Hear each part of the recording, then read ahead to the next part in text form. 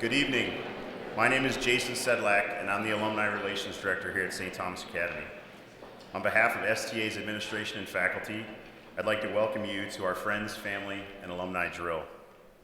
Many of you in the audience are already aware of this, but for those of you who are not, the Crack Drill Squad was formed in 1937, and thus 2012 marks the 75th anniversary of the formation of the Crack Drill Squad. We have a short program planned tonight, but before we get to that, I'd like to send out some thank yous to folks that made tonight happen. And I'd ask you to hold your applause till we get to the end just so you can hear all their names. Linda Abbott, Ginny Morris, and Vicki Schaefer. The Friends and Family Drill had been a very popular event for many years, but last year Linda Abbott and Vicki Schaefer reached out to me and asked if they could formally invite alumni.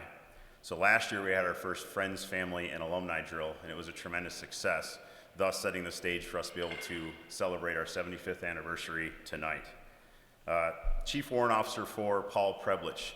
He's a leadership instructor here at the Academy, and he's the current moderator of the Crack Drill Squad.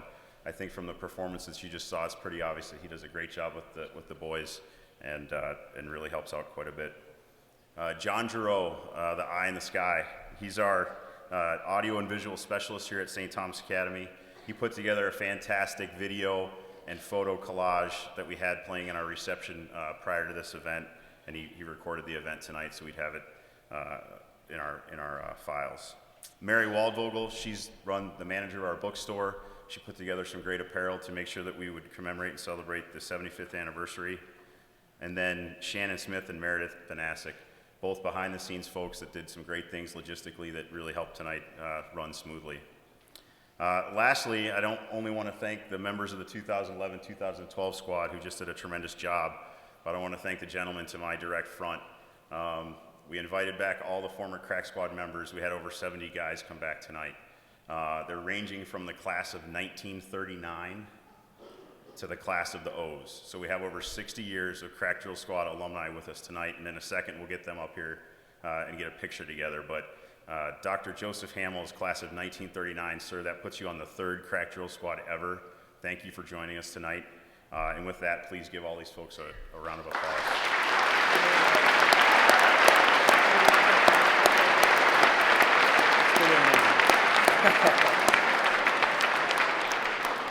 With that, we've asked several alumni drillers to make some comments about their time on the Crack Drill Squad. And the first driller that we have is Mr. Paul Billings.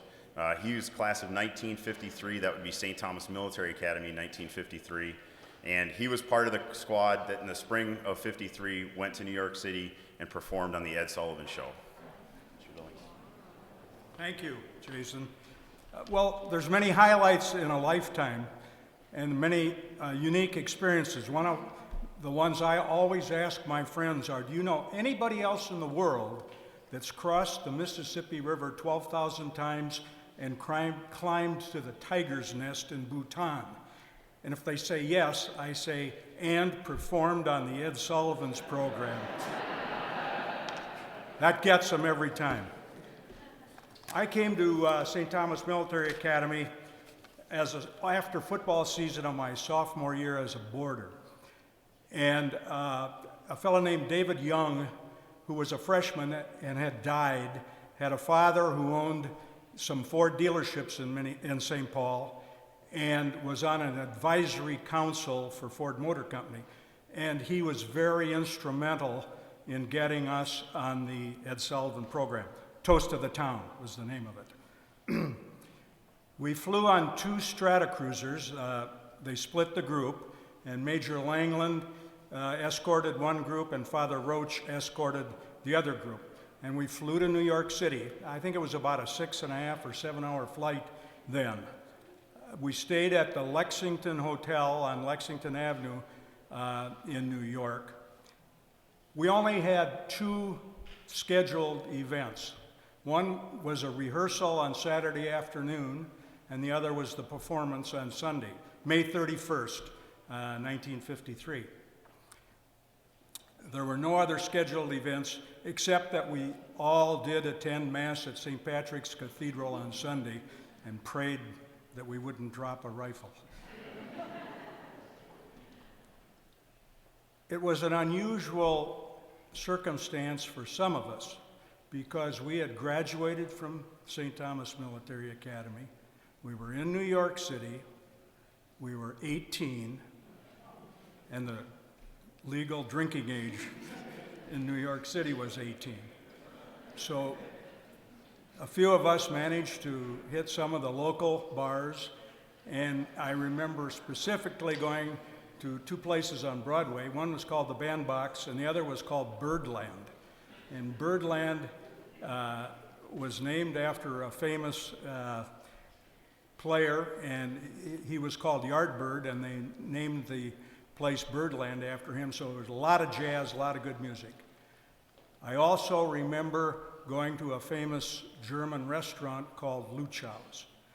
Those are the only, really, the two things that I remember that had anything to do with any of the entertainment or the running around. We performed on Sunday. I remember adjusting one of my little things so that I was assured of not dropping a rifle. I was scared to death. It was a very, very, you can imagine how nervous these fellows are tonight throwing the rifles the way they do, and how we were going to be very nervous. We had some backup people come on the show after us, and I thought I'd just tell you who a few of them were. One of them was Tony Martin, and he was a vocalist and an actor, and many of you probably had heard of him. He was famous for Stranger in Paradise was his big song. Incidentally, I had to Google this stuff to find out what was going on. But I also remember he was married to a lovely woman and dancer named Sid Charisse, and she just happened to accompany him there. And she was a great American dancer, starred in Brigadoon and a couple of other things. There was another fellow who maybe some of you have heard of called Jose Greco. Now, I always thought Jose Greco was of Spanish descent, but I Googled and found out that he was born in Italy of Italian parents, but he changed his name and he became a great Spanish dancer. And then there was another fellow named Myron Cohen, who was a comedian and performed in nightclubs and entertained all over the country. And another comedian, Joey Foreman. So that's kind of the highlights that I remember. We have one other member that was there, Ed Hanton, and he may have some other thoughts, and if you see him, you can talk with him. But in my lifetime, it was one of the highlights to perform on Ed Sullivan's show with the St. Thomas Military Academy Crack Drill Squad. Thank you.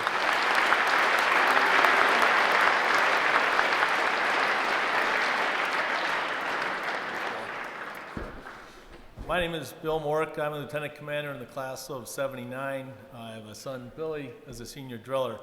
Jason had called and asked me to say a few words on my thoughts about the Crack Drill Squad over the years. And I thought, there certainly is no doubt about the squad's long-standing reputation and tradition as a precision drill team, as well as the pride of its members.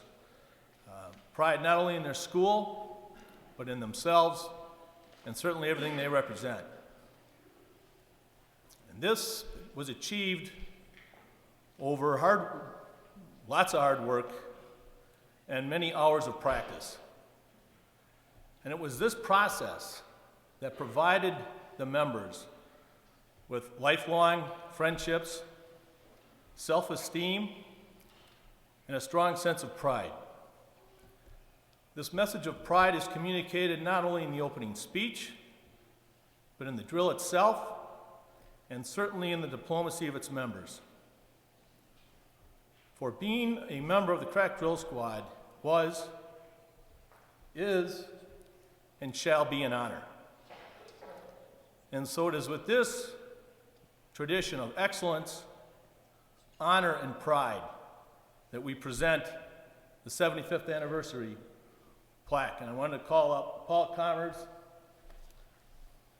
Doug Vanasek also have sons on the squad. Here you go, fellas.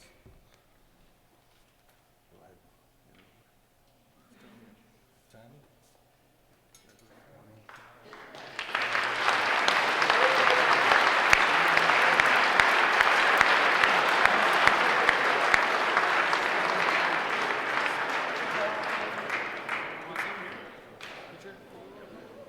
If I could have all the alumni drillers that are present tonight move into the court for our picture, and after the picture's done, that'll conclude the formal portion of our program. So gentlemen, please join us. Yeah, you guys are good too. If any of you have a